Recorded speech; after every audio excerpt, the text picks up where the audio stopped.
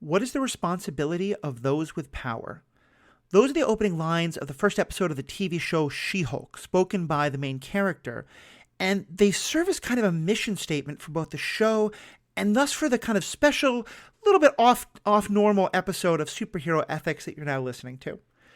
You see, I was on vacation this last week, and drawing healthy boundaries, I decided I probably was not going to try and record an episode of the podcast. I did have an episode ready to go, but we had some technical issues, and I just thought, let's not try and do a whole new one. It's not going to have enough time.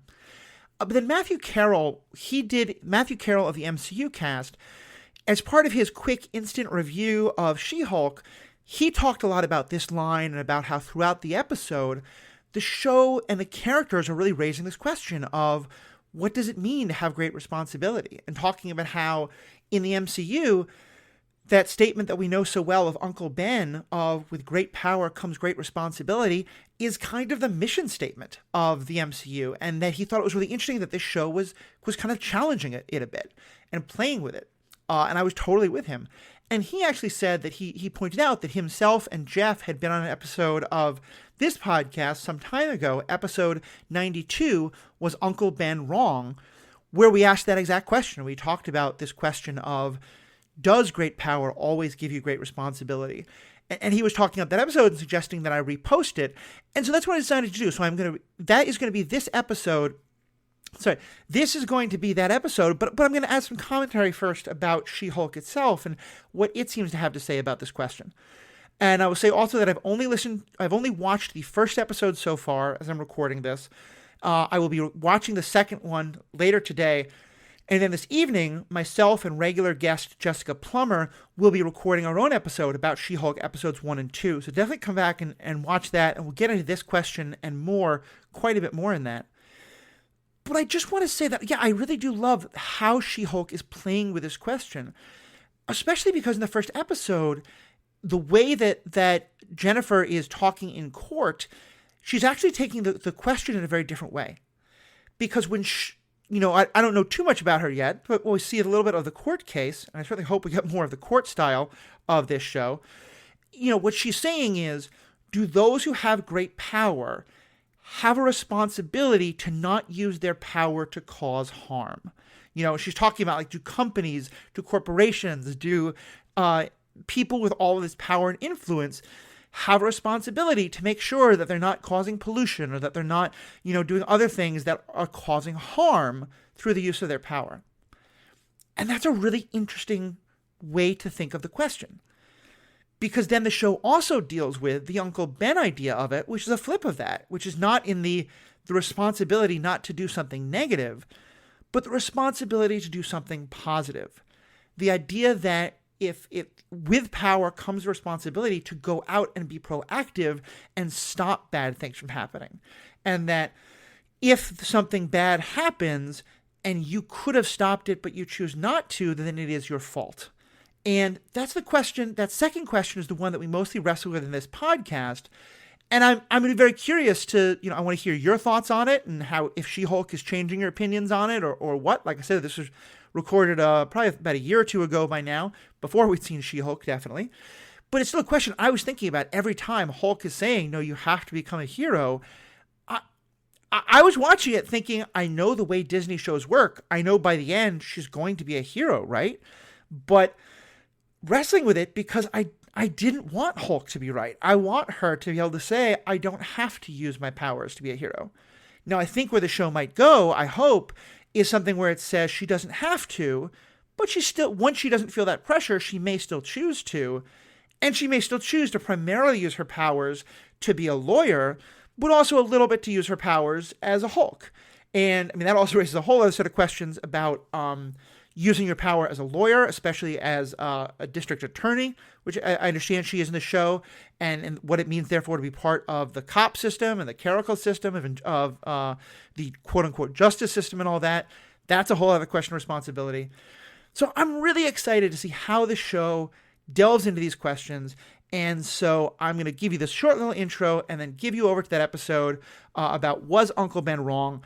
And just ask that as you listen to this episode, you think about it in terms of She-Hulk and how does She-Hulk maybe change or add to one side or the other your understanding of that question of, does great power bring great responsibility?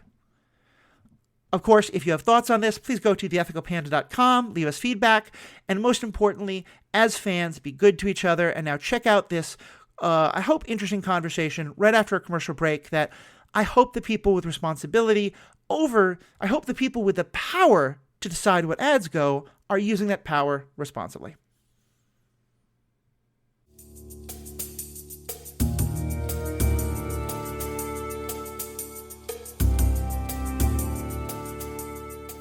Today on the Marvel Cinematic Universe podcast. Hey, whoa. Jeff, this is my podcast. Oh, sorry. Today what? Where are we? We are actually today on superhero ethics, but we do have both Jeff Randall and Matthew Carroll here from the MCUCast to help us discuss when Uncle Ben says, with great power comes great responsibility, is he right? All that and more after this commercial break we have no control over.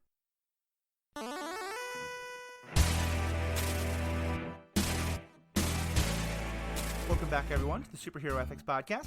I'm Matthew, your host. As I mentioned, I'm joined by both of the hosts of the MCUcast, people who really helped get me started and become good friends, and people I've been really excited to talk to you about this topic with. So, Jeff, Matt, how are we doing today? Doing well, man. Fantastic, sir. How are you? Doing good. Looking forward to this topic. I know it's one on your cast, the MCUcast. You guys every now and then get into some of these questions, so it's excited to give you guys a chance just to really spend a couple hours just talking about this one. And we're talking about today this question of, is Uncle Ben right? And we're going to expand it out not just to be about that general idea, but or not just about that specific thing he says, but really to go on this general idea of what is the responsibility of a hero? Or maybe put better, what's the responsibility of a powered person? If you wind up having superpowers, either because you go for them or because they are forced on you or they happen to you by accident, does that give you the responsibility to be a hero? Does it give you the responsibility to not make the same kind of romantic or family or career decisions someone else would make? What is it that we expect you to do, and is that fair? So we're going to talk about some specifics. Let me start just with the general. Like, what's your guys' thoughts on that general idea, and what made you excited about wanting to talk about it today? Matt, do you want to start? So, yeah, and it's an interesting question. It gets into the very core of what you believe as morality in general. Like, what do we all have responsibility to do with ourselves, just at all? You know, like, right. Even if with any power does responsibility come, because we all have power, no matter what station you're in life, you all have the ability. The vast majority of us have some ability to affect others, even if it's just with our attitudes or with our whatever actions we can take. And what responsibility do we have for other people at all? Yeah. And so, like, I think as a society we function best when we have some responsibility to one another. But where does it cross the line to where you're like, you are responsible to do this thing? And when does it cross the line back to, like, the society is controlling you and you have no freedom of choice yourself, you know? Right. Yeah, like, I like the idea of the general idea of responsibility, you know, we have responsibility towards each other, but when does that become, you know, you're a woman, you have a responsibility to have children and to make a nice home. You know, you're a man, so you have a responsibility to go do backbreaking labor to support a family, you know, whatever it is. I mean, it doesn't have to be on gender lines, but yeah, there's a lot of ways in which the idea of responsibility can become a real kind of social pressure, as well as just, you know, does a superhero have to have that? Jeff, what about you? Where do you come down on this? Well, I mean, you know, like all of us, I grew up watching all of these superhero cartoons and you know, reading these things that are like, you know, you have to do what you can to help society, or if you have this greatness thrust upon you, it's like it becomes your responsibility almost immediately to do good things with it. And like, when I was young, I just took that at face value of like, okay, yeah, sure. If, you know, I have to do what I can, I have to do my part. And that's a good thing to instill in a kid, I guess. But like, there does have to be, like, it seems like there's no temperance with it. Yeah. And there needs to be a bit of a there's a bit more nuance in society now, and there's a bit more nuance just in the world. There always has been, but being a little bit older than when I was growing up with those cartoons, like I think it's our responsibility as adults to kind of have that introspection and that discussion within ourselves of challenging those moral directions that we grew up with, just to see, like, is this right for me? And I think that this discussion is, it's a little bit more of a fun take on it with heroes and whatnot, but it does have that general general outlook on life part to it that is obviously going to come into it. Yeah, I think that's a really good way to put it, especially because, I do this podcast because I think that as fun and exciting as superhero stories are, and, I'm never going to have to decide, like, do I use my web shooter or do I climb a building, but I think there are choices that we all have to make in our lives, and I like looking to these stories to see how do they influence ourselves. And, I think today we're going to be kind of talking about it in terms of, like, do superpowers make you more responsible than anybody else? But even in our own world, we have huge variances of the different amounts of power different people have and what responsibility they do or don't have. I think a lot of the scene in Justice League, the few moments in that movie I really love, where the Flash asks Batman, "So what's your superpower?" And he just looks at him and goes, "I'm rich." Because they're kind of saying, like, in that world, yeah, that kind of is a superpower, as it is in ours, as different kinds of all sorts of things can be. So yeah, it's an interesting way to kind of to dive into all this. And I think it's particularly interesting because, and you guys really look into the MCU more than I do, but my sense is, as someone who's watched almost all of it, it seems like this is an issue that the MCU, especially in this recent versions, has really been exploring. A lot of the Netflix shows went into this, especially with characters like Jessica Jones and Luke Cage, who really kind of didn't want to have this responsibility and really fought against it. And I think there's been other characters we've seen, and like some of the villains are ones who seem to feel this responsibility almost a little bit too much. Matt, I know you pointed out Fisk is someone who seems to believe that his great power brings great responsibility. Mm-hmm. Do you think, like, the MCU has been kind of particularly exploring these questions? I think absolutely. I do still think, as we mentioned, it's pretty one-sided. I think the Marvel universe believes in the Spider-Man principle, not surprisingly. Right. I don't think we get much with the one very, very notable exception. I guess we're spoiler alert for all the MCU, including Endgame. The one really notable exception is the last act of Captain America deciding to go and live a life. Right. That is him deciding, at least as far as we understand it, to live a normal life with Peggy when he could continue the fight. And that is them acknowledging that there's a time for self-care in a way. Mm-hmm. And I think that's really what we're getting at, is like this idea of responsibility. You have to pair it with the idea of self-care, which couched differently comes off as selfishness, know? And I think the reason we are so inclined to teach this to children and inclined to include it in our Spider-Man comic books is because I don't think it's easy for a kid to default to selfishness. Right. And not all kids do, but it is very easy for a kid to default to selfishness. Like, I want my toy, I want my this, and you do. That's why we use, all of these allegories, all of our religions, all of our whatever we can to instill these values into children, that we say, no, that's not how you should be. You should be this way because it's better for everyone else. And it's it's interesting because I think in my case, like my religion that I grew up in, I think I ended up believing that to the point, because of the culture I was raised in, I ended up believing that to the point that, like, nothing that I did for myself was okay, and I think that pushed me too far to where I believed every action I should take should be for the greater good. The greater, and then you can't, we as humans, that is, so what is the problem with that? What is the problem? I think for one thing, it's sustainability. Like, I don't think it's sustainable to always, you're going to burn out. You're going to become the villain basically just by burnout. Or you become way less effective. So like some sort of self-care is I think what we're talking about here. I think we all agree that it is good to use your power for good, but it is also good to have a balance of self-care, right? Is that kind of what we're honing in on this whole issue? I think so, yeah. And I imagine that most of this conversation is going to be talking about like how we find that balance and examples of folks we think went too far one side or the other.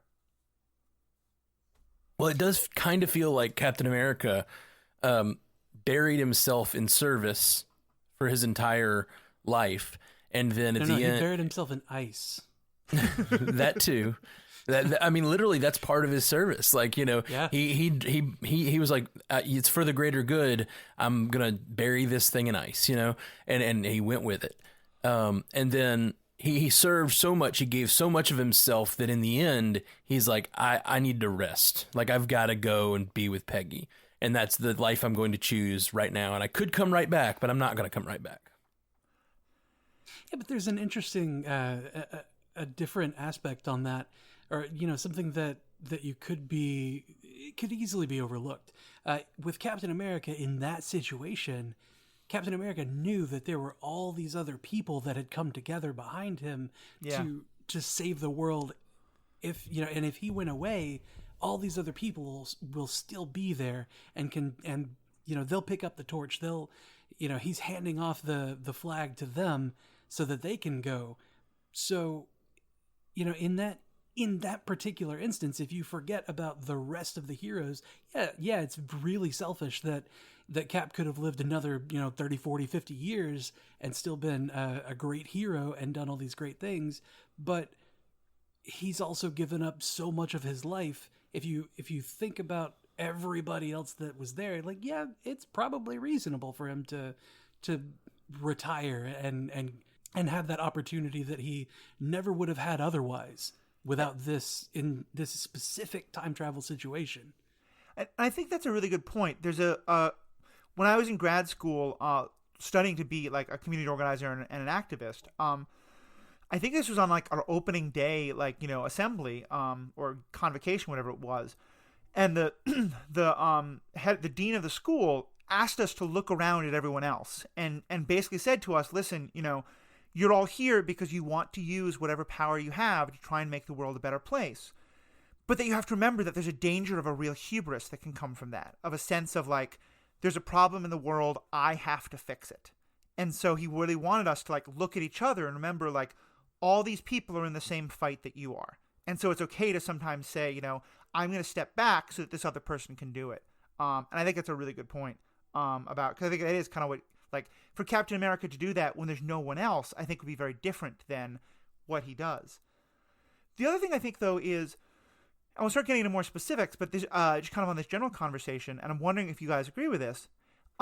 It seems that part of where at least the MCU stories are really going towards, and especially this happened in Endgame, but also with, I think, Luke Cage and Jessica Jones, is kind of the idea of heroes saying, okay, I'm going to accept responsibility, but I'm going to do it on my terms. That both Jessica Jones and Luke Cage are going to be the heroes who they think they should be, rather than just like the heroes who it seems the whole rest of the world seems to want them to be. And in the case of Cap, to me, the moment I think that was really interesting was Tony. Because in Endgame, Tony at first really doesn't want to make that choice. He wants to say, look, I have my daughter, I have my family, this terrible thing happened, but life has moved on, and I'm not willing to risk losing these things in order to help bring other things back. And at least my sense watching it was, I don't think the movie is portraying him as selfish. I mean, I think they're saying, like, he's making his choice and he's not being as self-sacrificing as someone like Cap. But I got the sense that the movie was saying that Tony was making a reasonable argument, and this might be entirely headcanon on my part. I kind of think maybe that's part of what inspires Cap to say, you know what, maybe Tony's right, maybe we should be trying to balance somewhat, and that's maybe why I should be willing to hang up the shield. Is that entirely in my head, or do you guys get any of that as well? I did not see that connection until you say it, but I like it a lot. I almost wish they had drawn that on screen because I do think it. I think it's headcanon, but I think it's good headcanon. I think it's he's watching that balance play out and watching Tony have a life and the life he never got to have. Right. So, yeah. Yeah, Matt's definitely the headcanon expert. So if you get the sign off from him, like you're good. Well, let me just ask you this. Do you think the movie is showing Tony as being kind of selfish when he says, like, I will only do this if I can keep my daughter? Or do you think that his position is kind of a reasonable one in terms of finding that balance? Well, I mean, you could easily say that he was being selfish by coming to help everybody because if he didn't, come up with the solution to time travel, then, or rather, if he didn't use the solution to time travel that he had come up with, he never would have let his mind rest, so to speak. So it was just him showing up to put his mind at ease. Like, oh yeah, see, I can now say that I explored that possibility as well. Yeah, it's an interesting point because the way they set it up, the fact that they give him a daughter and they give him a life with Pepper and the daughter to like have as a reason, so it makes it not selfish. If he had just been like, you know what, I'm happy, my company's doing well, like I'm a single guy and I'm happy with my life. I don't want to lose my life. As a like culture, we would not accept that. Yeah. He has to have a daughter and a wife and this life that he's scared of losing, that we go because it doesn't come off as selfish because it's that. And then just like Jeff said, when he decides to do it, he has that conversation with Pepper. He's like, I have this idea. I could just put it away. And she's like, no, you can't. This is who you are. You can't help yourself but to go jump into these adventures. And you need to. So it actually, the way the movie portrays it is it's almost more of a selfish act that he decides to go and save the world. Tony's the villain. No, Team Tony forever. Someone asked me on Twitter, I think it was Vibrant Jax from our Twitch streams or whatever, asked me on Twitter last night, who's your favorite villains, MCU villains? And I named 3 villains and then Tony Stark. Yeah, well, I think you raised an interesting point. I would actually even twist it a little bit more to say maybe with Tony, it's actually raising another interesting spin on the whole Uncle Ben, which I know that that's what his name is, but every time I say Uncle Ben, I think of selling rice, unfortunately. But in some ways, Tony is faced with a thing that, Ben Parker never really considered, which is what happens when it's not, do you do your own thing or do you live up to your responsibility? It's what happens when you have 2 conflicting responsibilities. Because, what Tony is balancing is, I have a responsibility to, the world and maybe the whole universe of people I don't know versus the responsibility I have to my actual daughter and to Pepper and to like the family that I've created. Mm-hmm. And so I think that's another interesting way of looking at it is what happens when it's not, are there really ever moments when it's just about, my selfishness, or is it always about balancing different responsibilities? I mean, it's always really easy for Peter Parker to say like with great power comes great responsibility, because he's like pretty much all the time in the comics he's a single guy, or he's got a girlfriend and he's living alone in an apartment. Like at that point, if you're not going out to use your superpowers for good, then really you're just a lazy 20-something in your apartment. Like, all right. As a single person, I have to take exception with that. You married person, like that is a trope that I actually really hate. That single lives, it literally, I did not mean to do this. I do not mean to draw a parallel between Black Lives Matter, but I was about to say single lives matter. Like single people have lives that they care about, and like they're, they have their own lives that and sometimes have chosen to live those lives, and they are not less valuable than, and that's kind of what I'm getting at when I talk about this, this Tony situation. As a culture, we would look at that and go, if he was a single man with just a job that he was happy doing, we would go, oh, that's really selfish. Like we need to give him other people in his life to care about.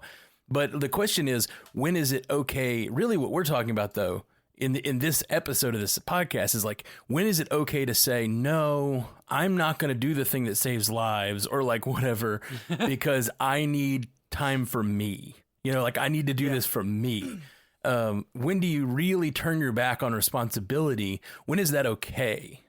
Like, yeah, I think if it is it ever. I think the point about singleness is fantastic because I do think like, you know, if you truly are an island, if you have no connection to anybody else, I do still think your responsibility towards yourself and towards self-care is important. But the other thing I think that you're pointing out, and it's definitely a trope that I fell into there for a moment, is, you know, we can really privilege, like, you know, biological or marriage, romantic relationships in a way that sort of like that those are important in the way that, like, yeah, Peter Parker has, you know, he does have a couple of very good friends. He does have, you know, a position at the newspaper, even with a, you know, a boss who hates him and is maniacal. But, you know, like it's really easy to see like, well, like you have a wife and a kid, so your life matters. Your life should be protected more than a single person's. And that's, it's a little bit of a tangent, but I think that's a great point. Well, I mean, and that's the exact thing that we encounter with Natasha and Clint on Boromir. Oh God, yeah. She wants to Vormir, throw herself not off. Boromir. What? It's Vormir, not Boromir. Boromir Whoops. was in Lord of the Rings. Sorry. Who also had a very strong responsibility to protect the people of Gondor in a way that I thought the movies didn't give enough credit to. Anyway, go on. I just did a whole live tweet of watching the movies and how in the extended edition, it does a much better job of highlighting the fact that Boromir isn't just selfish, but has this whole responsibility towards Gondor, which is why he wants the ring. Anyway, total side note, but it does tie in. That's Boromir, really interesting. I did not remember that. Yeah, Vormir, sorry. Yeah, when Clint and Natasha are on that cliff, that's definitely part of the conversation. If not, I can't remember exactly what they're saying. I don't remember how much they actually explicitly say it, but it's definitely the audience's minds. Like, he has his family he's trying to win his family back, and he has a family to go back to. And Natasha has been sitting alone in a room with only her work as an Avenger, and it's kind of a sad, lonely life. And I kind of wish that we'd get the trope of a single person who loves what they do, and they have to make the decision to like possibly give that up to go serve as an Avenger or whatever. Like, whatever. They're whatever. I mean, in my life, like, I'm a musician. I love being a musician. I miss it when I can't do it. And if I had to go like be an Avenger instead of being a musician, and like, you know, I have a girlfriend. I'm not completely single, but like, I'm not married and I don't have kids, and so those responsibilities are not what I have. But I do have a life that I like. And so that's the next time you tell us you can't record at a certain time because you have to spend time with your girlfriend, I'm going to remind you of your whole "you have no responsibility" thing. But I do understand your point. It's just like I don't have that same responsibility that they put up on the screen, and it is different. Like, it's different. Like, people treat a girlfriend different than they do a wife in a movie. So that's what interests me, is like when you really don't have anyone else you're turning to be responsible for, because that does give us as an audience a little bit of cushion where we're like, okay, he's not being selfish, he has a family. So what does it mean if you don't have a family? And it's not even for your friends. It's just like, or is it good at all? Or is that what we're saying? Is that a line that we're willing to draw? Is like, is it just, if you don't have anyone else you're turning your back for, is it purely selfish? And is that bad? Well, and I think that gets into the other main question that I really want to talk about, and this is kind of what I was getting at in terms of like people like Luke and Jessica redefining it, is who gets to decide what your responsibility is. You know, like we live in a society, we all live in societies of some kind or another that often tell us like what our responsibilities are, you know, and you go on Twitter and there's a whole bunch of people on Twitter who will tell you what a whole bunch of other people's responsibilities are from all different directions. You know, certainly a lot of me and my fellow lefties will be very happy to tell Jeff Bezos what his responsibilities are with all of his economic power. You know, and that might be just as screwed up. Like, I think there's a lot of great conversation here about who gets to define who is responsible for what. Well, and off mic, before we started this, we're talking about wearing masks right now. And it's exactly the same thing. Like, I'm in Alabama, and it's making me pretty upset because I know that masks, when you wear a mask, you're protecting other people. Like, that's mostly what you're doing.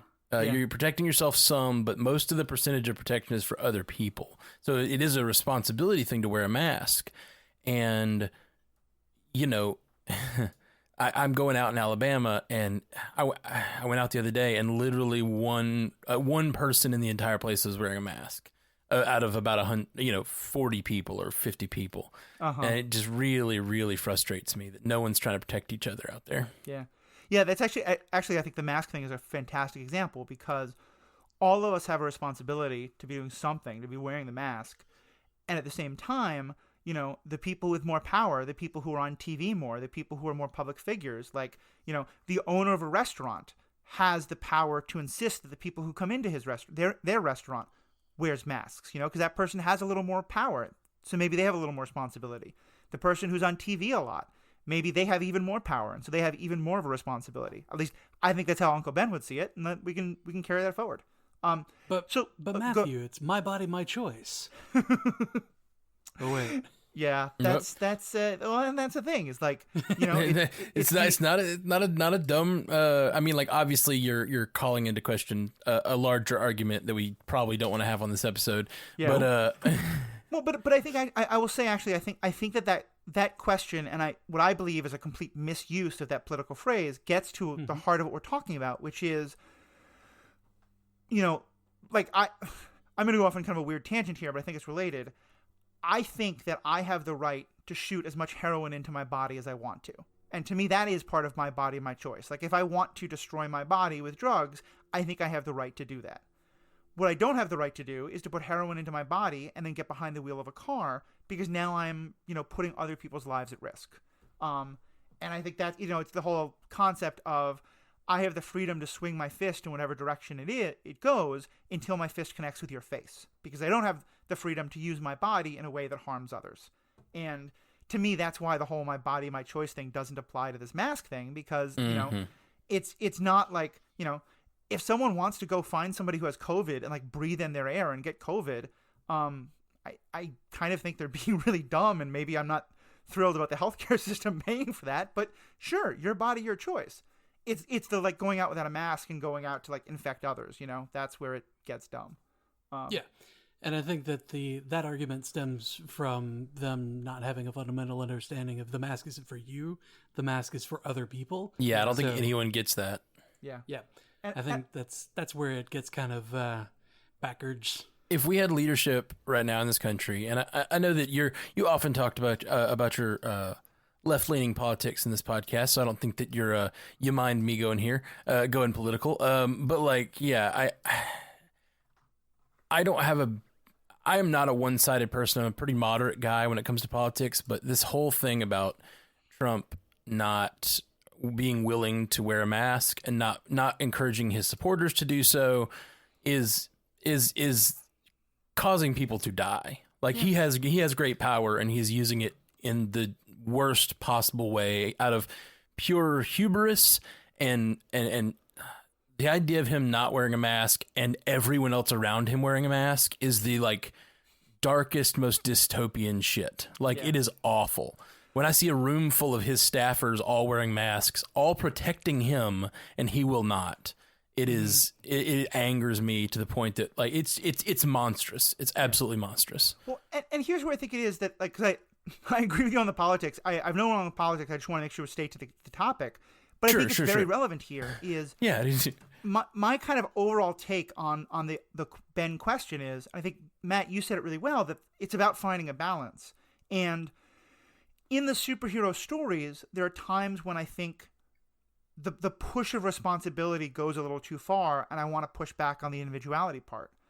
But in terms of the message for our society, I think ours is a society in which, at least my opinion, I think we all kind of agree with this, I think that most of us, at least certainly as Americans, we don't have enough of a sense of responsibility of how are the things that we're doing affecting others. And I'm certainly seeing that with the mask thing, of that people just don't have a sense of the choices I make put other people at risk. And so in that regard, I kind of feel like I want our movies and our TV shows to push the balance and not to go too far. But certainly if more of the message we're getting is you have power, please take responsibility, that seems like a good message for our society right now. It does. I agree. That reminds me a lot of the comic The Mighty Avengers. This was in the Marvel universe where, like, right after the Superhero Registration Act went through and Civil War happened and everything, where Tony and Captain Marvel got to basically pick a whole new team. Like they had never had a choice before on who was on the Avengers and who was available to take on these threats. And so they just put together this big team of heavy hitters, but also, a couple of specialists. And in like their first fight with an Avengers level threat, they're destroying buildings, and the guys are just like, oops, sorry. And like Captain Marvel's like, what are you talking about? Sorry, you're destroying buildings. Like that's a huge responsibility. What are you doing?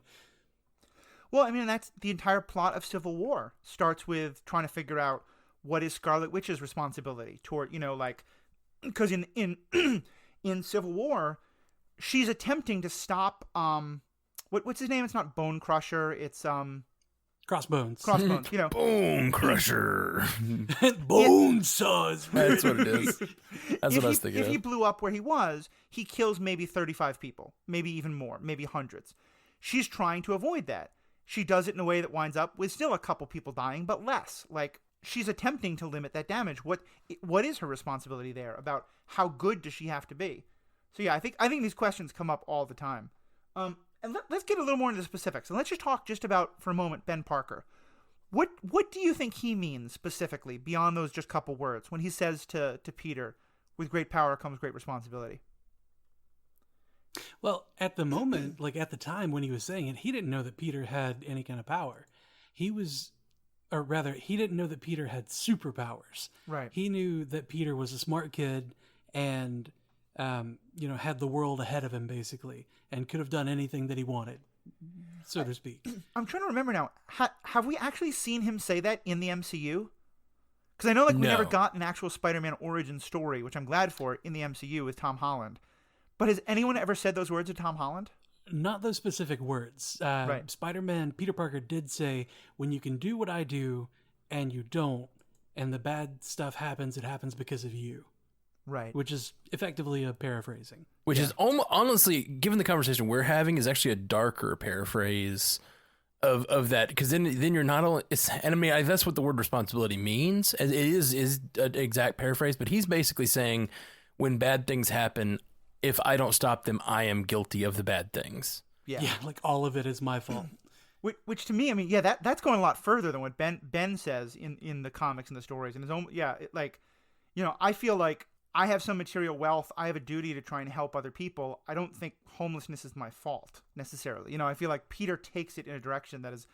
Let's definitely circle back to that, because you're right. But that's the thing. If you could go outside right now and you have a spare room, and there's a homeless man on the street, and you could put him in that room, is it not your fault that person's on the street? See, and I guess here, and here we're going to like basically sociology arguments.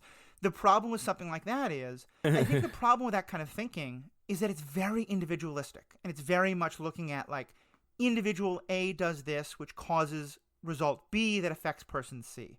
Instead of looking at like what are all the systemic problems in our world that cause homelessness? Is that homeless man on the street caused because I don't invite him into my house, or is it caused because I vote for politicians who aren't doing enough to build homeless shelters? Or is it caused because I shop at companies that help perpetuate the economic system? I mean, like, there's so many different levels we can look at it at.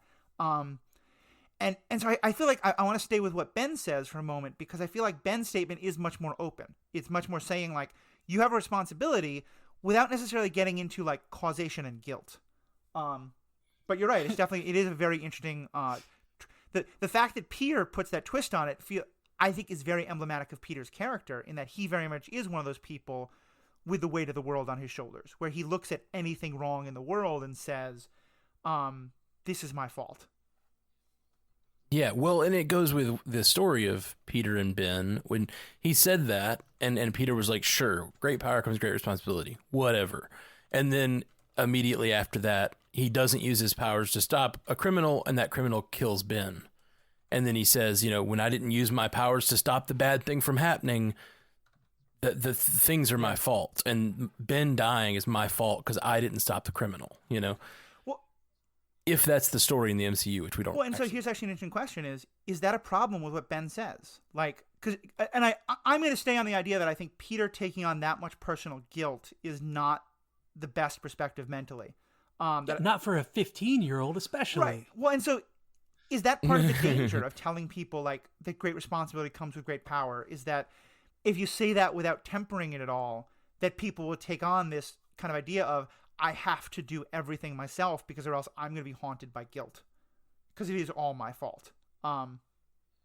I think the idea is you're just using people up. Like, so as a culture, we put this idea of responsibility in people's heads because that's what we want people to be less selfish. We want people to do the right thing. We want heroes to emerge and if you have this great power or great wealth or whatever, that you use it to help people. The problem is if that's all we teach people to do, they end up becoming kind of used up as human beings because that's all they're for. That's all they think they're for. And I definitely have had that struggle in my own life trying to emerge from sort of the culture I was raised in. Like I'm very much in this exact situation where I feel like I was raised on you are built for this responsibility only. And then I realized, I haven't been making any decisions for me. And then it really does, like, it puts a psychological weight on you, and you have to sort of emerge from that and learn to be yourself. And then you have to learn, I think we should be teaching a balance at some point about self-care and responsibility, for sure. I'm wondering if we actually have had any villains where this is their origin story, because I think it would be very believable. But I certainly see in our own world, some of the most selfish people that I know are people who really did that. They gave and they gave and they gave and they gave, and they felt like they never got appreciation, or they felt like it never did anything. And eventually they kind of just gave up and made their, heel turn and were like, screw this. I'm done trying to save the world. I'm just going to take care of myself. Is there a supervillain that falls into that category? Like I said, I think, I've seen a lot of people who definitely do that. In the 90s, Green Lantern went apeshit when Coast City was destroyed and killed all the other lanterns, or all the other Green Lanterns, took all the rings, and became the new, a new supervillain. But then it was retconned that he was controlled by Parallax and all that crap. But just that by itself is a really, it was a really great look at the superhero he's doing this thing. He's trying to achieve this goal. He's trying to protect Coast City, all the time. That's his place. But then when he can't, and he shouldn't be placed with the sole responsibility of protecting, everything there in the first place. But then when he's got it in his head that all of this happened because I wasn't here to do anything about it, and these other people say that I can't use my power to rebuild it, and then he just goes down a rabbit hole of not dealing with it, not appropriately addressing that pain, and then becomes a new supervillain. That's a huge problem that is inherent in this, in this implied responsibility of putting the entire weight on one person's shoulders. Yeah. I mean, certainly that happens, I think, with Superman a lot. When he gets affected by the red kryptonite is the one that kind of screws with his mind, right? And that I think what happens there a lot is that he, that a lot of this kind of this resentment is what comes to the fore of I've been doing all this myself, no one else can help me. And certainly, actually, one thing I definitely do think you see it is, and Matt and I are going to talk about this on Panda Watch, another podcast part of the Stranded Panda Network that's going to get started pretty soon. In the TV show The Boys, I think in both the TV show The Boys and the TV show Umbrella Academy, one of the things it explores is even more so, I think, actually, Umbrella Academy, heroes who have to give up everything, who can't have a personal life, who have to just be heroes, and what that does to a person, and how that breaks you, and how after you get broken, you might just kind of turn everything off and just not want to help anybody. I wonder if there's also, so we talked about ways to attenuate this idea of responsibility, and some of that is just self-care. But also, is there something to the idea of choice of the kind of mission you take on? And it kind of relates to the Accords. Help me out. Sokovia Accords. It relates to the Sokovia Accords in that if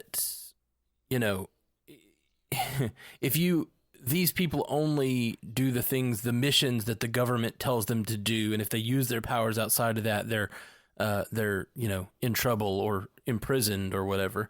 I wonder if this sort of burnout we talk about, like another way to attenuate for that is like only doing the missions allowing people that you're capable of handling without any. Well, not necessarily capable, but also passionate about, like certain heroes working on certain problems. I feel like that's the case in our society where, if you have a charity that is your passion that you want to work on, maybe you have more gasoline in the tank to deal with that than you would if you're working in an environment that it's not a thing you're passionate about. Sorry, Tony. I'm more of a meteors guy. Well, I think Right. actually the Netflix MCU did explore that a good deal.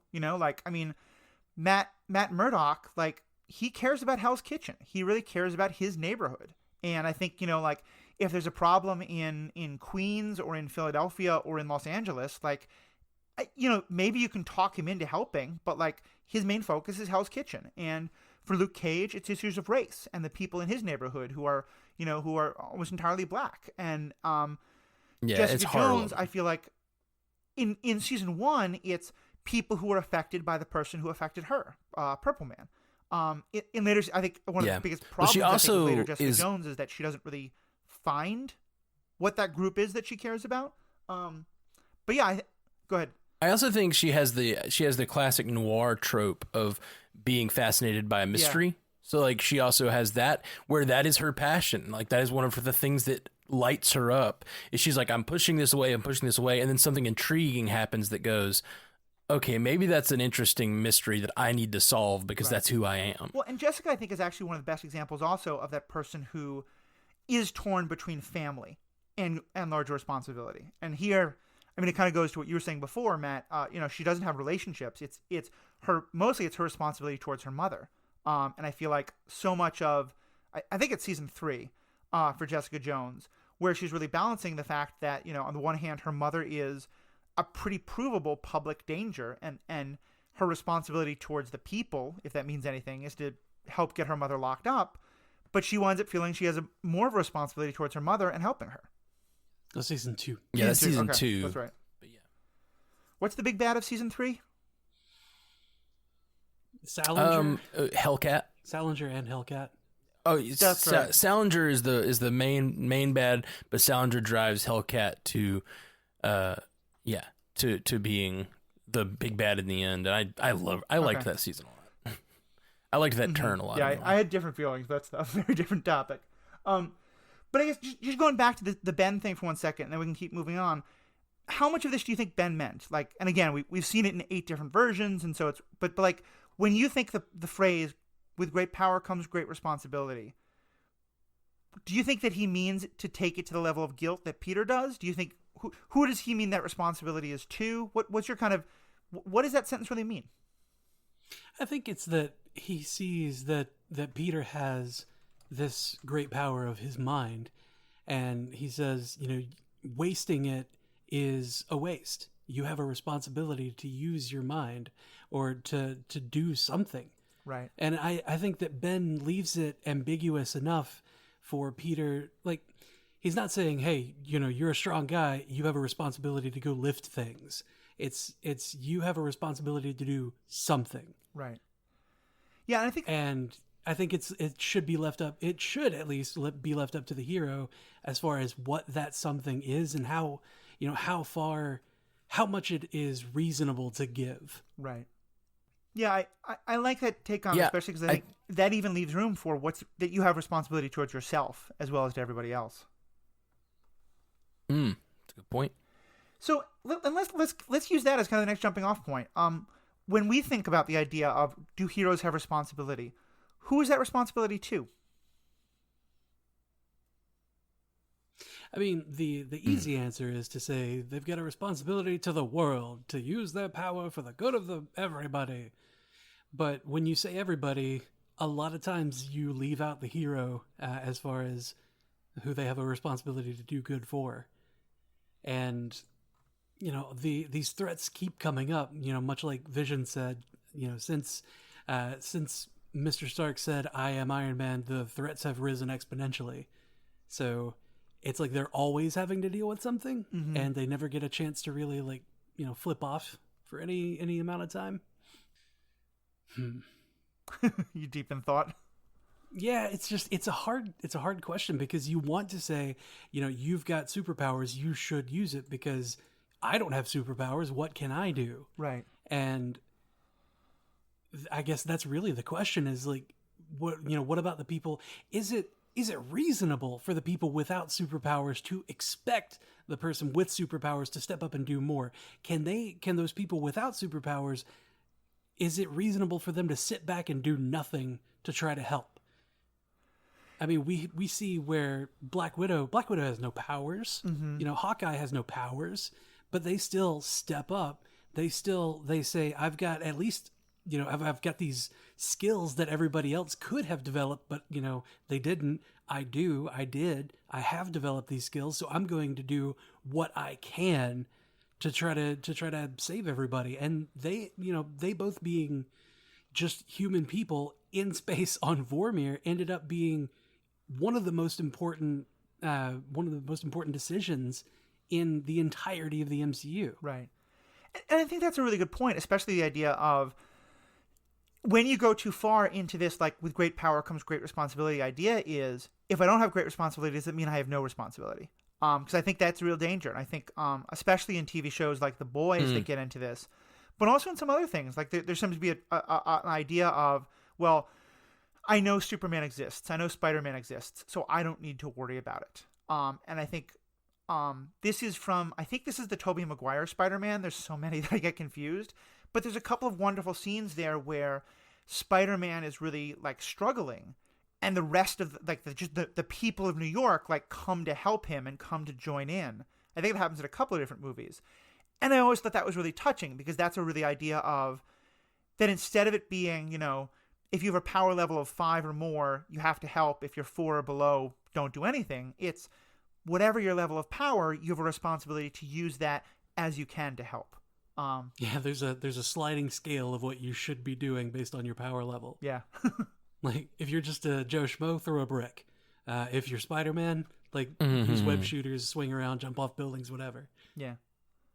No, I think those are good points. And I think for me, where it also, though, comes down to is, I don't think this is a responsibility anyone can put on someone else.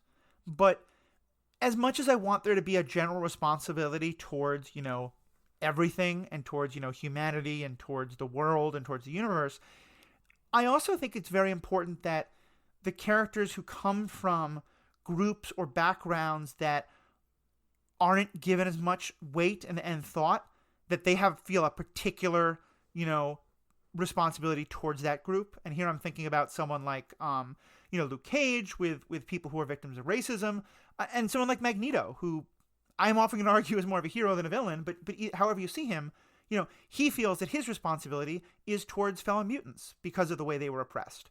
And I think it can either be heroic or villainous, but that there's an interesting idea there where a person sort of feels like, it's not that I don't want to help everyone else, it's that these are my people, and so this is who I have a responsibility towards. It's an interesting concept. I definitely, it's very in line with what I was mentioning a minute ago about having a passion to do a certain thing. That's not to say you shouldn't help in other ways, especially if you see needs in other places. The problem is with that is it's dangerously close to becoming the villain. I think of Star Trek, and I think of the idea, the ideals of Star Trek for me are this idea that over time you seek out new life and new civilizations. Like that's part of the tagline, and it's about figuring out what new life is like, new cultures are like, and incorporating them into the family that is the Federation, right? Like that's what the whole thing is with Star Trek. And I think the model there is you become a better person, and we're all stronger the more we incorporate more people into who are our people, And anytime you say my people versus their people, those are their people. I don't want you run the risk. I'm not saying it's the only thing you can do. Like you said, Luke Cage works for his people. Danny Rand works against the Hand. Like they all have these specific things they're working for or against. But like you also run the risk anytime you do that, you run the risk of othering people, of being like that, they're not my people, so they're not going to be ones I help. I mean, I don't think that's a trait we want in a hero. I think we want to be able to, and I think as human beings, I think part of our job as human beings is like, we're born in a certain place, in a certain culture, and we're supposed to slowly expand or like hopefully quickly expand what we think of as a person, like, like who we place value in, it is hard. Children are born and they recognize the people they're around, and that's why we should expose them to lots of people and cultures, but they're not always. And there's this intrinsic fear of people that are different. And I think like part of the responsibility of all of us is to like bring those things together. So I do think there's like a little bit of the risk there when you say like, I fight for my people, they do their thing. I have a lot to say there, Jeff, but I want to let you jump in if you have anything to go on. No, I'm just sitting here nodding. Okay. Like you can see that. I think it's a really good point, Matt. And I guess the one place where I'd push back a little bit is I think, on that subject of othering, like I think the more everyone can be trying to say like, my people are everyone's people, that's the direction we should be going. The question happens what happens when your people are not seen as everyone's people by everyone else, and that's where, again, I go to both Luke Cage and Magneto, and in some ways this seems to be the biggest heart of the debate between Professor X and Magneto throughout the X-Men is, are mutants my people, or can mutants ever be seen as part of just everyone's people, and certainly Luke Cage, I think, is saying that in his day and age, in his world, much like in our own, many people of color are not yet seen they are already othered. And I think it gets you an even larger question for a lot of heroes is, to what extent do you need to say, like, I am going to live as though the reality I want exists? Or to what extent are you going to say, like, look, my people are already incredibly othered. I'm going to live into that. I think like switching over to the other side, like, Poison Ivy to me is a great example of what you're talking about, where her people are plants. And yeah, environmentally, like, we're kind of terrible to vegetation and plant life and natural life. But she takes it as, my responsibility towards the natural world is so high that I have no responsibility towards humanity, and I'll kill them, freely. And that's where she becomes a villain. And so, yeah, I think that balance is definitely there. I just think that a little bit of it has to be recognizing, like, how does the rest of the world see your people, whatever that is? Yeah, and that's why I do think, and I don't agree with you that Magneto is I think he can be played more empathetically at times. But the reason he crosses the line into villainy for me is because, like, the two sides of the coin for Professor X and Magneto are, they both consider the mutants their people. They both say, mutants are my people. I am here to help mutants. The whole thing of Professor Xavier is trying to do is build a school for mutants and show the world that mutants can use their power for good, and show them that mutants aren't to be feared. But Magneto says, mutants are my people, and only mutants are my people. And that's what, to me, crosses the line into a villain. Like, you can love mutants, you can focus on mutants, you can want to help mutants, but once you start saying other people outside of my people, especially once you start saying they aren't valued, they aren't humans, or whatever. But that's kind of to me, that is the line that's being crossed that makes Magneto over the line to villainy. The second that you start saying that another people are lesser, then you've gone too far. You become a villain. Yeah. No, and I agree with that. I think a lot of it depends on who's telling the story of Magneto, because I think when it becomes that, he very much becomes a villain. I think the place where I sympathize with him more than with Professor X is where I feel like, to me, the main thing they're arguing about is, will the rest of the world ever accept mutants as part of our people? Will mutants ever be part of humanity?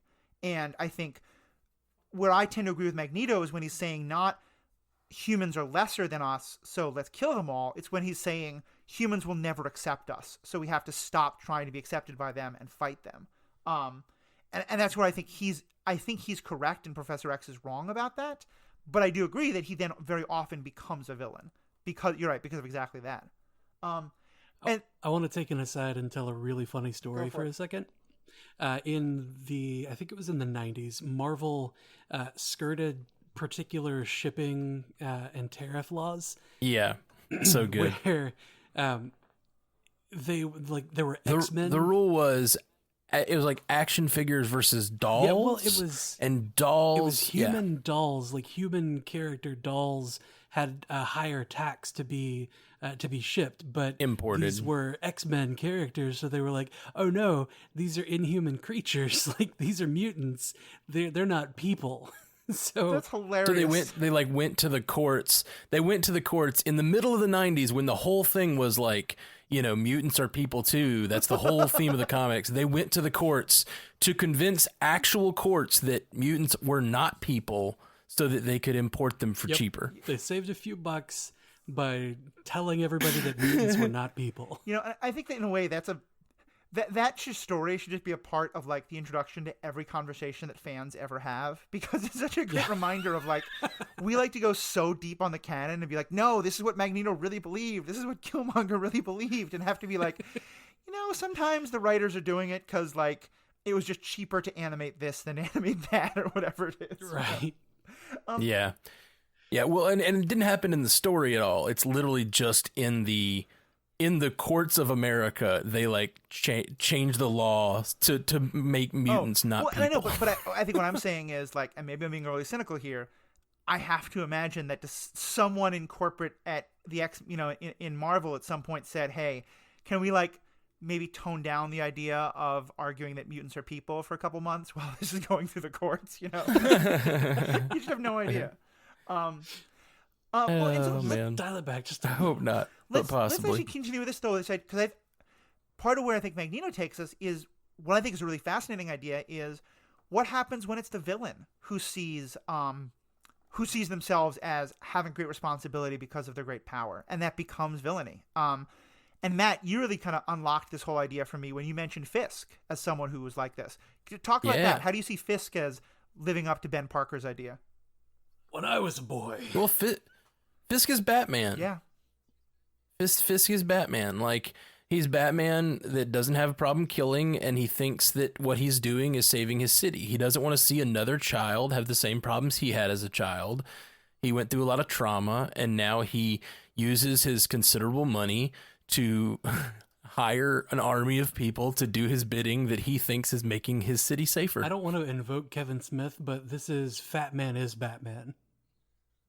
I appreciate that. Yeah. I think that's a good point. I think it's I tend to be very much on the not to start the whole Civil War debate, but part of why I'm on Team Tony, not Team Cap, is I think that one of the real dangers of with great power comes great responsibility is when you, the person with the power, also is the one to decide what your responsibility is without any accountability to anyone else, and anyone else to say like, maybe your own biases are coming into this too much. And to me, Fisk is a perfect example of that, where you're right. I think, and I've said this many times on the show, it's part of why Daredevil Season 1 may be my favorite piece of superhero media, certainly in the MCU. Well, actually, Daredevil Season 3, maybe even more so, but like, because it really gets into this idea with Fisk is, you could easily make that the show about Fisk instead of Daredevil, because he is so close to the line of being a protagonist instead of an antagonist, because he really does believe he is entirely the hero in his own story. And I love that season, especially because I think part of what it shows is not just that he's angry at Matt Murdock, but he's just so confused. He's like, I'm being a hero. What's the problem here? I'm killing Russian drug dealers. I'm killing heroin smugglers. I'm killing all these terrible people. And look what happened to me as a child. I don't ever want that to happen to someone else. So why isn't he Batman? What does make Fisk a villain then? Let me put it this way. Would Ben Parker be proud of Wilson Fisk? No. Why not? Because instead of it's the Punisher versus Daredevil debate is what we have here on our hands currently. Is how far is too far to be a hero, and how far is too far gone? Because Daredevil doesn't consider Punisher a hero because he kills people, And that's not the right thing to do. That's wrong. You should imprison people and let the system do its work. But the problem is that Fisk is also in control of the system, and he's stacked the system against everyone else and in his favor, and he's okay with killing people. He's okay with using corrupt officials in the government or corrupt agents in like the FBI to do his bidding and to make sure that he stays in power, when really he should just be doing good things, and no one would think to get him out of his seat of power if he were just doing good stuff. Well, kinda, but he couldn't have achieved the level of power he has without. So, like, the thing with Fisk is he had to fight. Like, the thing that makes Fisk not Batman is Fisk was poor as a kid when he went through the stuff he went through. And so he had to fight and scrape and claw and do whatever he had to do to get the power to try to stop. But on the way, he got real dirty and real corrupt, because that was the only lever he had to power, which kind of makes him even more of a tragic figure when you think about it in those Batman terms. Do you think it's fair to say that he falls into the trap that you all were just talking about? Is that he starts to say, like, once he sees a person as a criminal or as too poor to be helped, or for some other reason, it seems there's a lot of people who he's able to say, those aren't my people, and so I'm not trying to save them. Do you think it's fair to say that Fisk kind of falls into that trap you were talking about? I don't think that's the problem with Fisk. I think the problem with Fisk is he is wrong about his motivation. I think he thinks his motivation is saving the city, but if you really pay attention to like his actual actions, he just wants power. I think maybe at some point he wanted to save the city, and I think he still tells him that lie that that's what he's doing. But when he slams the guy's head in the car door, it's because he feels insulted. That had nothing to do with saving the city. Like, almost none of his actions actually do anything to save the city. The only one time it does that is when he does destroy all those Russian mobsters. So it seems to me like he is a case of, he does some good things that sort of whitewash his other deeds to the point where it's like, hey, look how good and clean I am, because I'm doing these things for the city. But really, it's all about his own power, his own ego, his own feeling of powerlessness that he has as a child and never wanting to feel that again. And so I don't think Fisk is a hero. I think he is deceiving himself into thinking he's a hero. But if you just look at it on his terms, if you take him at face value of that, it's really hard to parse him from Punisher. Yeah. Well, that's part of why I admit I don't see Punisher as a hero. At least it's certainly not in the. I find him a very compelling character and fun to watch, but to me he's very much in the anti-hero, almost villain category. At least as Netflix tells him. Yeah. To me, they're all different shades, and that's what's so interesting about that series of Defenders is it's just like there's so many shades that are so close together, but that have these small distinctions. Because I don't think that Punisher is doing anything he's doing for his own power. I do think he is genuine in his belief that he's doing the right thing, which was what makes him an anti-hero to me. He's willing to cross lines that heroes aren't willing to cross, but he really is trying to do the best thing for people and trying to help. And it's sad and tragic that he is so lost, and he was part of a system that did so many dark things that he's lost his compass in such a crazy way. Yeah. I don't know that the show treats it as tragic, but I think it is tragic. I think Punisher's a great connection because I think both Punisher and Killmonger. I want to get to Killmonger in a second, but I think both Punisher and Kingpin, Fisk, part of what they share is this horrific childhood, this horrific trauma that they've experienced. For Punisher, it's not childhood, and I feel like to some extent a part of what's happening is that their unprocessed feelings about that are part of what's changed. You know, that they're not. Punisher, to some extent, wants to believe he's just doing this to be noble and good and fix the world, but he's still so angry and broken up over what happened to his family, and he's lashing out because of that. And as we've talked about Kingpin, it's the exact same with him and his trauma. And this is not to say by any means that trauma leads you to be a violent killer. That's a horrible trope that's said in media a lot that I don't think is true in the slightest. But I think it's interesting to compare those two to Batman, where not always, and I know not everyone agrees with this, but I think in a lot of tellings of the Batman story, part of what allows him to be as heroic as he is, though he's in many ways an anti-hero, but is the fact that he's no longer, he is affected by what happened to his parents, but he's no longer in that, like, I need to kill people or I need to hurt people and stop people so I stop feeling bad about my parents. He's dealt with that. He's come to some resolution with that, but it's led him to believe he has to do these things, that he has this responsibility to try to stop things like that happening to other kids. Do you see that difference in terms of where Batman is with that trauma versus like someone like Kingpin or Punisher? I think that Batman still has a line. Clearly, he has a line that those don't, and he doesn't believe that he's wholly above the law. Like I think he has this sort of like man's laws and God's laws sort of thing going on with Batman, where he's like, man's laws are not working. I need to step in. But there's still this sort of like actual at the core of my being that I don't have the right to kill another human being. So yeah, I'm willing to do a lot of damage, but I'm not going to cross this line. And I think that is a thing that can make that it puts him at another shade in this whole thing. And obviously he's very much like Daredevil in that way. Well, and so let's continue with the shading. Who are other villains that we think also have this, like, they feel this responsibility because of their great power? I think the Joker is a really good example of, no, I'm just joking. I was like, hold Joker the doesn't phone. Fit into this conversation in any way. Get out.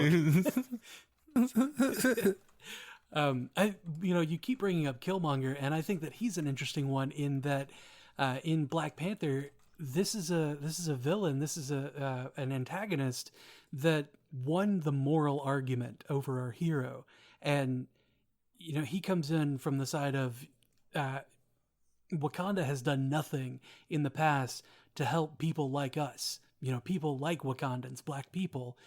We've got so many brothers and sisters all over the world who are oppressed every day.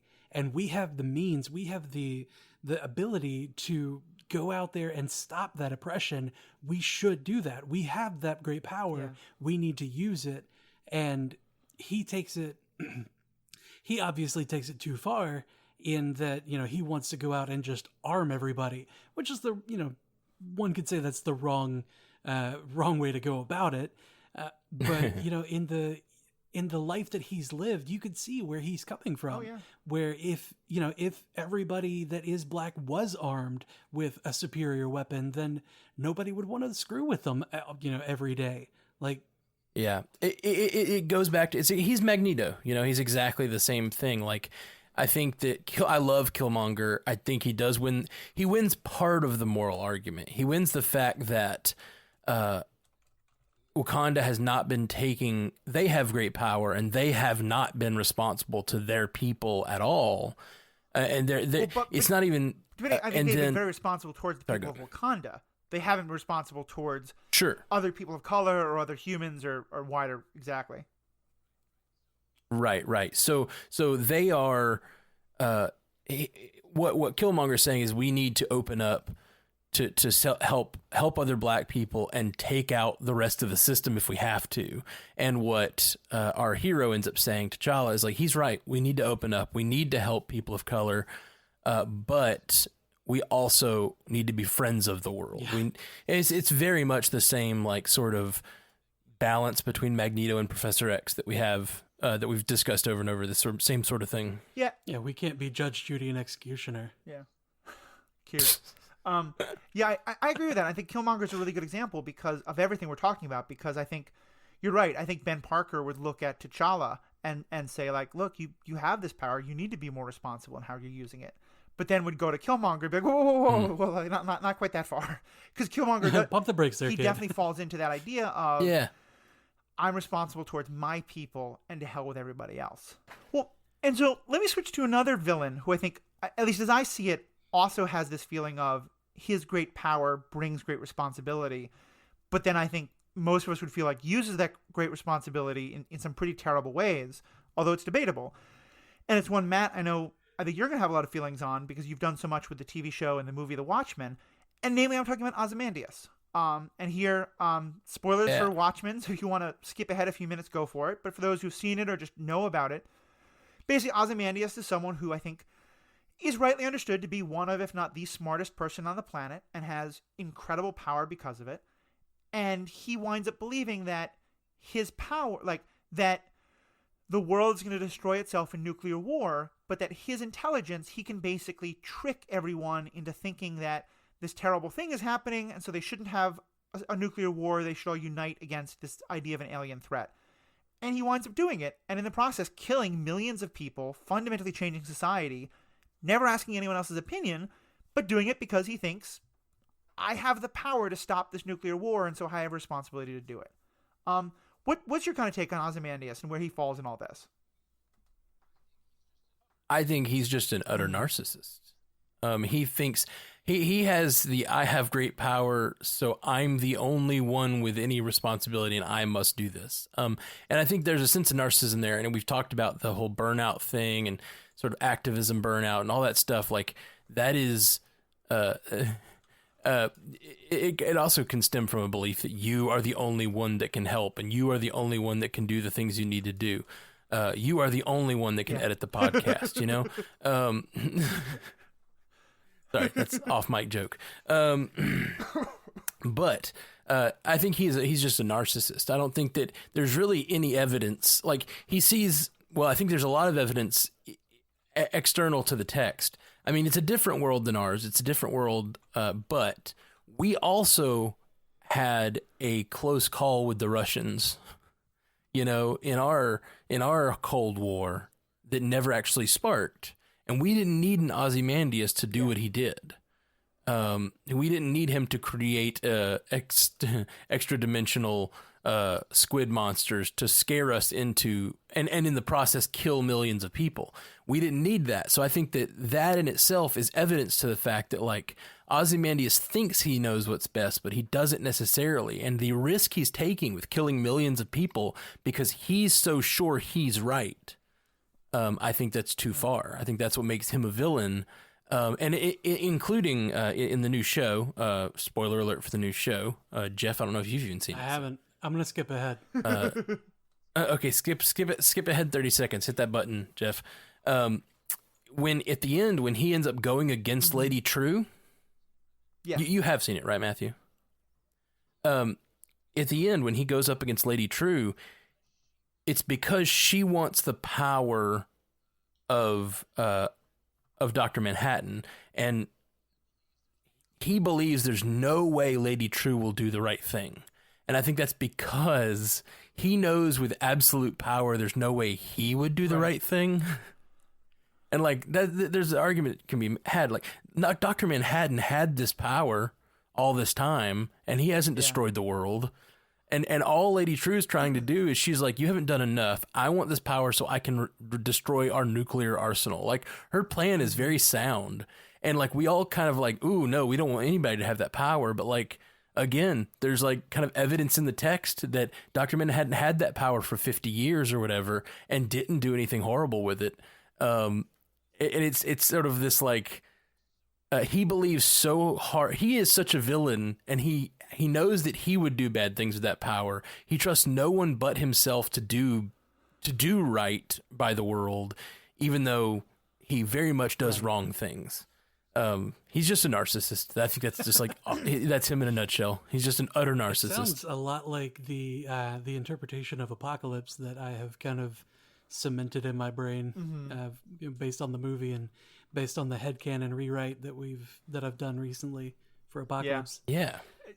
It's just based on his, if you remember in X-Men Apocalypse, for the one time that you watch that, if you remember his monologue when he took over Charles's brain, kind of, and reached out to the world. He said, "No more stones, no more slings, no more spears," and he was basically just taking away the all of the toys that that the humanity or that humanity in general could play with and hurt each other with, because they were not being responsible with it. So obviously they need to have their toys taken away. Yeah, I mean, I think it's a really interesting thing, and I appreciate, Matt, the way you describe it as narcissism, and I think that's accurate. And to me, I put it in slightly different terms, but very similar, which is hubris, which I think is the to me, one of the biggest dangers of having Absolutely. great power and thinking it gives you great responsibility is then thinking like, okay, so I need to decide and no one else ever gets to decide because I have this responsibility. And Right. Well, that's a whole different thing. Do you have a responsibility to do the thing, and do the decisions also rest Right. on your shoulders, which is also a Sokovia Accords issue. It's like they're not saying to the Avengers, you don't have responsibility to do things. We still want you to do things. We still want you to save the world, but we want to make the decisions for Right. you on what you well, do and I and think when you part do of why it. they're doing it is because another person who I think out of extreme narcissism and hubris decided that he knew best what would save the world and didn't need to talk to anybody about it except maybe Bruce Banner was Tony Stark. Like Ultron to me is very much Right. a creation of Tony Stark falling in some ways, like you want to talk about the balance, all you need to do is follow the story of Tony Stark because he goes to both extremes so frequently. Because on the one hand he says like, I have, it is all my responsibility, in part because he thinks like he caused some of the problems that happened before. And Ultron to me is his giant squid monster in a way, or his, it's his attempt to say for like, sure. I have this power. And I feel like part of why I judge both him and Ozymandias so harshly is if you exist in a world where you're the only superhero, I understand the thought of like, no one else can do this. No, but Ozymandias has all the other Watchmen. I mean, they're mostly kind of incompetent, but he technically has them. The Owlman is gonna, Mr. Hooters, as I like to call him. He's not gonna do much, but theoretically the others are. And Tony Stark certainly. I mean, he's got Captain America, he's got Bruce Banner, he's got all these other great people. And to me, that's where the narcissism and hubris really comes in, is when he says like, no, I still have to do this, and everyone else be damned. Well, that's the thing, is they still got all these other people that are, even if they're not as powerful and maybe they're incompetent like physically, they're still smart people who have a moral center and a moral compass, and they can still serve as a sounding board Right. of what should happen and what is wrong or right.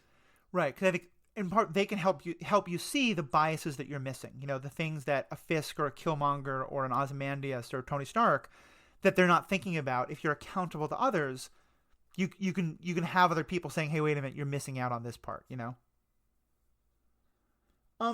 So I think that's a good way of talking about villains. I'm just because we're going for a while and I want to make sure we cover a couple other topics.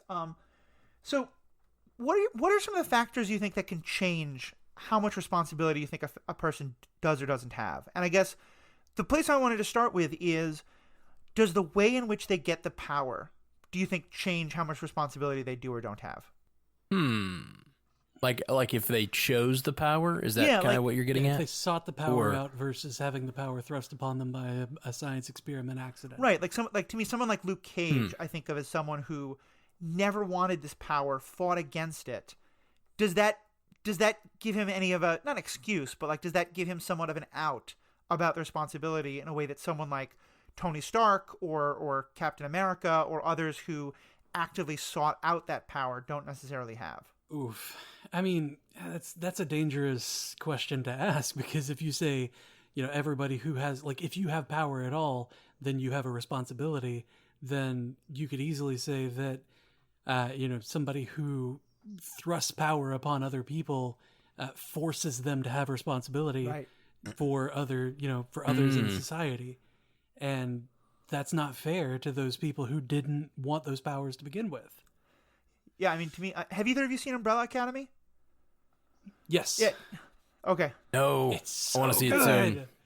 I'll skip It is forward so 30 good, seconds. Jeff. Maybe you and I should talk about it on Panda Watch at some point, because another season of that's coming out. But I'll just say this in the Yeah. most broad terms to not spoil anything. A big part of that story is the idea of this person who literally seeks out babies he thinks are going to have great power and teaches/forces them to become superheroes without any regard to their own personal lives or choices. Doesn't even give them names. Yeah, and Jeff, I think it's a great example of what you're talking about, of like, he's just, nope, you have no choice in this. You have this power. I think you have this responsibility, and so I'm not going to give you any choice in it whatsoever. Yep.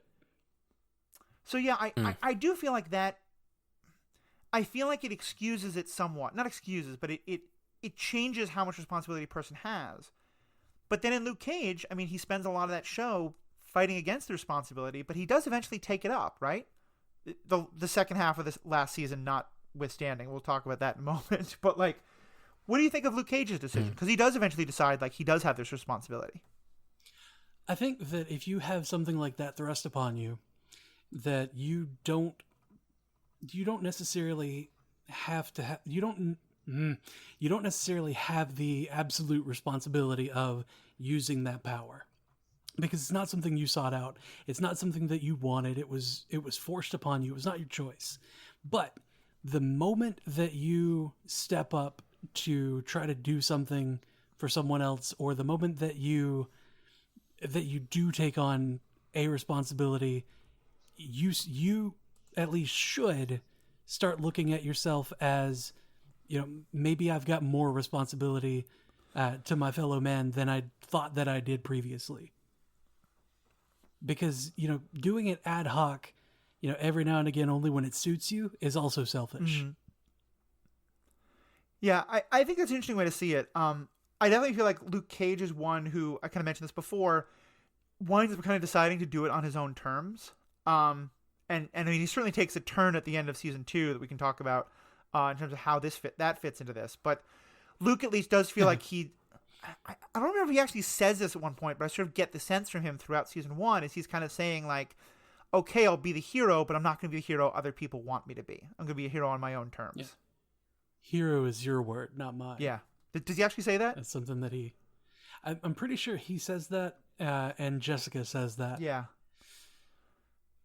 Ah, man. And, like, there was so much with Luke Cage on, like, responsibility, and, like, if he's showing off the way that he was at the beginning of season 2, and, taking videos and, like, throwing tires around and, running faster, him say him faster than Usain Bolt. Yeah. And, like, if he's doing that, like, that, you should step up. If you're saying to the world that you exist and you have all these powers, like, you should probably do something about it instead of just showing off. I think it's a good point, Jeff. And I think maybe to illustrate both this, and I think the other thing that changes responsibility is if you compare someone like Luke Cage to someone like Danny Rand, Iron Fist. Because to me, they're polar opposites in a couple of ways where Danny Rand really sought out the power that he wanted. He went and fought to become the dragon. And also Danny Rand, just because of the different places they hold in our society, has much more like safety to some extent. Like, rich white man decides to become a vigilante is going to be treated very differently by the cops and by the media than angry black man, as he's going to be portrayed. And so I feel like some of my favorite scenes are when Luke and Danny Rand are talking to each other, and to some extent both of them call the other out because they kind of recognize the very different places they hold and that they have a very different approach to responsibility for, I think, understandable reasons. And I think I'm glad Luke becomes a hero, but at least in my mind, Danny Rand has much more of a responsibility to become a hero. Yeah, absolutely. And, I have to agree that Danny Rand and Luke Cage being together is probably where they're best. They should probably do a show just about those two. That'd be a fun idea. Did anyone ever write something like that? Or was there ever a thought? I can't remember. One more way in which I'm so annoyed that we lost out on the Marvel Netflix, because I do think we were going to get that. And maybe we still will on Disney+, but who knows? I hope so. I hope we get Heroes for Hire. Hope so. That would be great. Yep. That would... Because Heroes for Hire could expand outside of just Power Man and Iron Fist. It's got... Heroes for Hire had so many other heroes that were, for hire. Right. So that could introduce anybody. Well, I have not read any of the comics, but I feel like even that name kind of is an interesting push on this, because you think, like, of all the reasons a hero is supposed to do the things that they do, to get paid generally is not considered one of the most heroic motivations. And yet, like, you do got to make a buck. Although Danny Rand should have a buck to some extent. But, like, I'm wondering, in the comic, do they ever explore that? Like, the degree to which their willingness to take on clients who can't hire them, who can't pay them? I think Jessica Jones does that more. They definitely do. We read one Luke Cage comic, and it's often that he's being hired by someone who can't really afford it, and he just kind of works it out or whatever.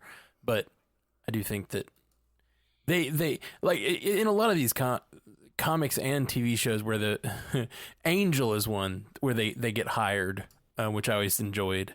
And he like has like a sliding scale where if the person's rich, he makes them pay, and if the person's poor, he doesn't. You know, if they can afford it, he still helps anyone that comes to ask him for help.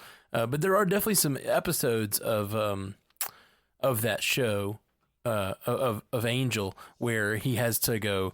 This guy can't pay, or like they have to deal with that when he starts to. Oh yeah, I think it's like when he has a kid. He has a kid and he starts to have to like have money for diapers and stuff, and he starts to be like, "Ooh, can you pay? I don't know if I can take this case. We need to get a payday. I've got to build a nest for my kid to live in." Like it's that classic thing. It's really pretty funny. Soon we're gonna have an episode coming out about espionage, and specifically the TV show Burn Notice. And one of my favorite parts of that show is that in theory they always have clients, but probably half their clients can't afford to pay. And you have debates between the characters about, like, you know, some of them are a lot grumpier than others about taking on these people who can't pay, but they always still do so. So yeah, those are fun dynamics. Yeah.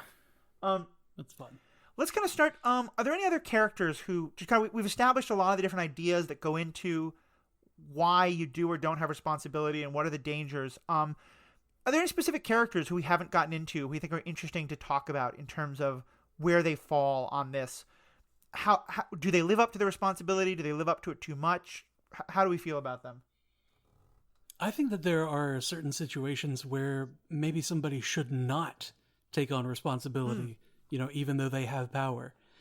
People like the Hulk or Moon Knight or Sentry, if we're talking Marvel. Like, Moon Knight is a paranoid schizophrenic. Specifically, he's got dissociative personality disorder, where one of those personalities is a hero. Like, maybe he should seek out help for that. You know, when the Hulk rages out and gets super strong, yeah, he can take on the threats that are in front of him, but he also has a high likelihood of destroying everything around him and potentially hurting a lot of people. I mean, Sentry becomes the Void when things get too rough, and he's mentally breaking down pretty much all the time. Like, these are terrifying things to have in the world. Like, maybe they should be benched for a little bit. I mean, to me, maybe there should be something other than just power in that conversation. Maybe, like, I was thinking about this earlier, like, what does power mean? And clearly the Hulk has power, but there's certain jobs that he's not good for. And so you kind of have to have power, but also control, and also, like, you have to be right for the job. You know what I mean? Like, to hammer, everything looks like a nail. You know that phrase? Like, to Hulk, everything looks like an opportunity to smash. Whereas, stairs. I think that's a really good point, and it gets back to actually where I keep going with these arguments, which is Civil War, because I feel like Scarlet Witch to me is a great example of someone who has great power.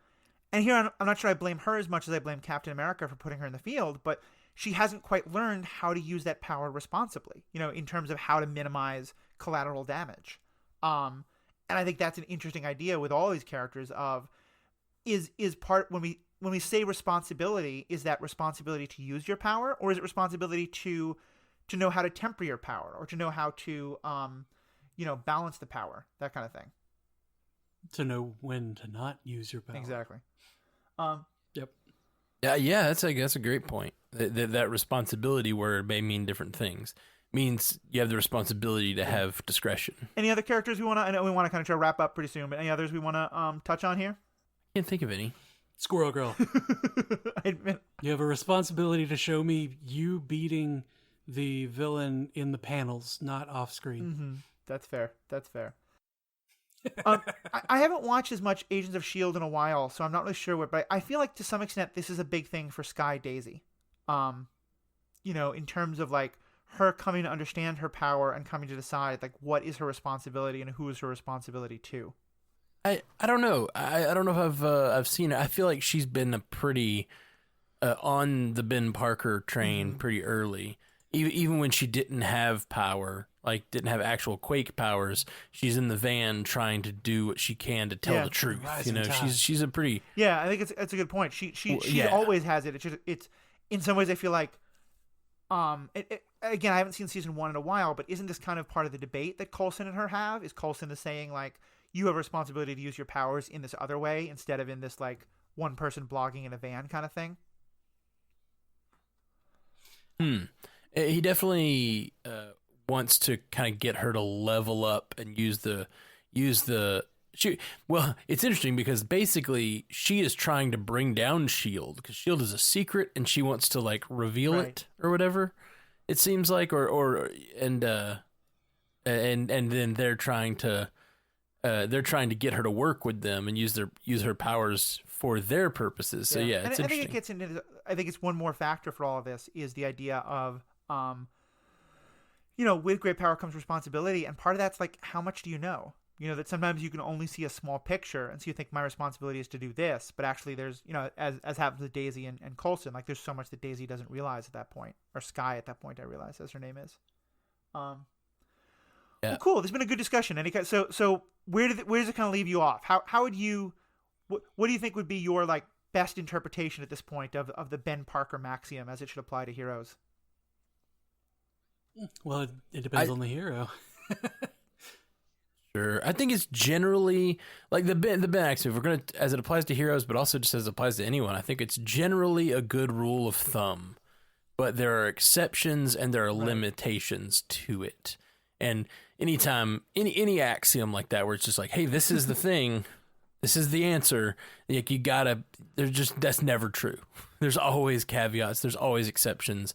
And I think we've gone over a lot of them today, which I feel like mostly what we did on this episode, we pushed back on the idea that with great power comes great responsibility, which I think it was the point. Like, is he right? Like, we're really trying to examine that.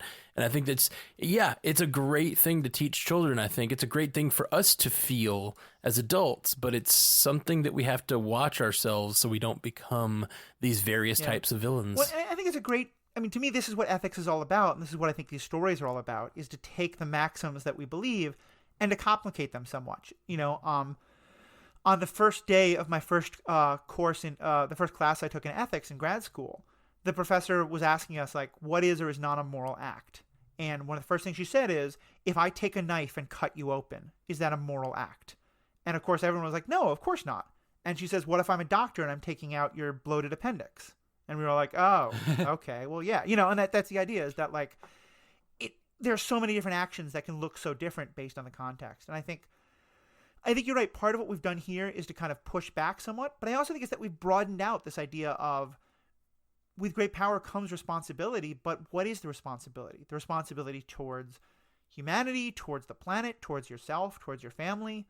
Is it a responsibility to use your power, or to be thoughtful in how you use your power, or to be tempered in how you use your power? That it's, there's just all sorts of different levels we can think about this on. I think the next step of this discussion is to talk about mutants. How so? Because these are people that, it's not just that they have power thrust upon them, it's that they've had this dormant all along, and they get changed in a way to where society hates them, but they also have a power. But is it right for Xavier to, have an academy where he's training a hit squad almost? for these people? Like, do they have a responsibility to be heroes with this power if they, again, if they never wanted it? Like, these are children.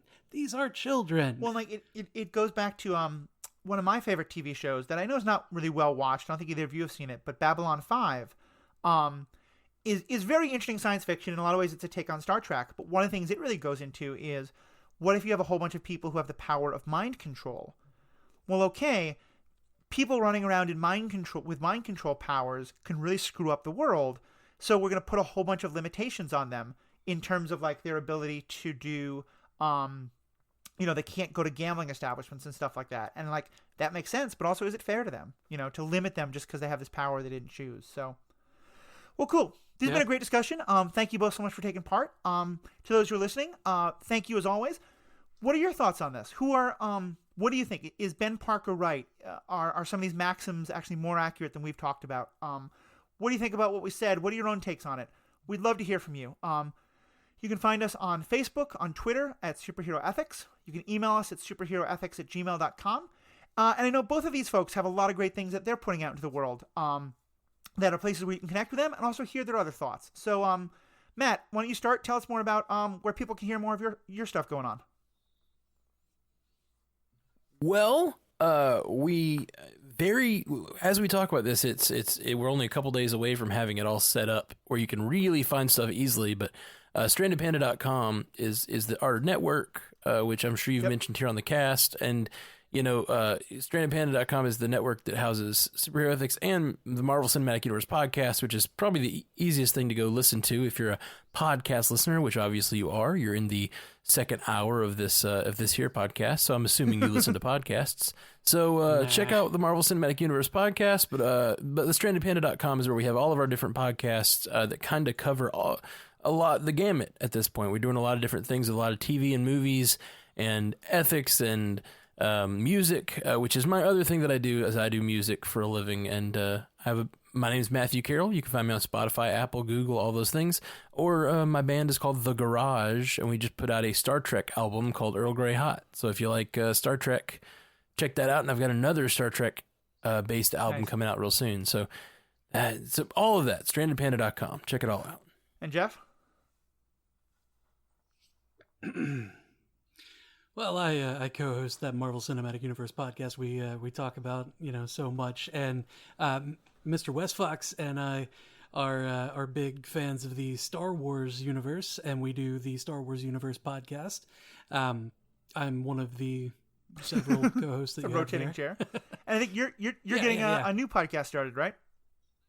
I am. I'm building out a new podcast that is focused on kind of headcanoning better stories out of movies and scripts that have failed us, that had a good story to begin with, but just somewhere went off the rails. With a new co-host with a new co-host that I work with every day at the office. We're basically framing it to be a water cooler discussion, so to speak. Cool. We'll look forward to that.